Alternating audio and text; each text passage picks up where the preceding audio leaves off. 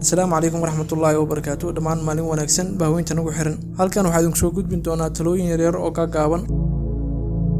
dadka qaar waxay garanayaan magaca oo kaliya ma oga xanuunkaaga mar waliba iska dhoola caday oo ha u ogolaan inay ogaadaan dhibaatooyinkaaga maxaa yeelay ma jirto cid si dhab ah ku daryeelaysa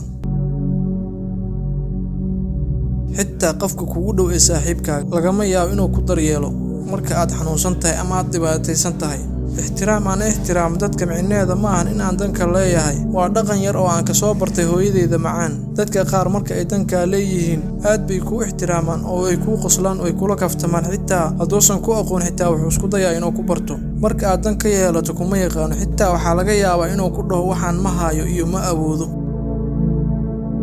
dadka qaar waa sidii dameerkii oo kale lagama yaabo dameerka marka uu baahan yahay inuu ka ag tago laakiin marka uu badarka uu helo marna ma ogolaanayo inuu agtiisa la tago ama badarkaas laga qaado haddii uu ogaan lahaa qofka muhiimadda ay leedahay sabarka ma hilmaami lahayn dhibaatooyinka iyo xanuunada uu soo maray qofka bini'aadanka ah marna lagama yaabo inuu hilmaamo dhibaatooyinka uu soo maray balse laakiin wuxuu hilmaamaa awaalkii loo galay iyo muhiimadda ay leedahay sabarka ayuu hilmaamaa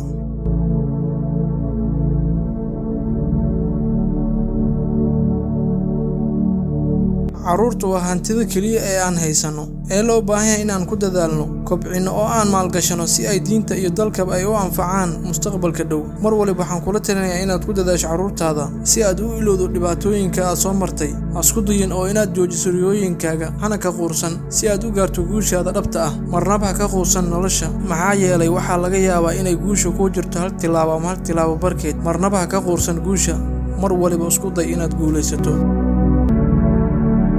haddii aantan la soo gaartay waxay ka dhigan tahay inaad muuqaalka dhamaysato fadlan waxaa kaa codsanaya inaad muuqaalkan sii share gareyso lana wadaagto asxaabtaada muuqaalkan intaan uu ku egyahay sidaa nabadgelyo wassalaamu calaykum waraxmatullaahi wabarakaatuh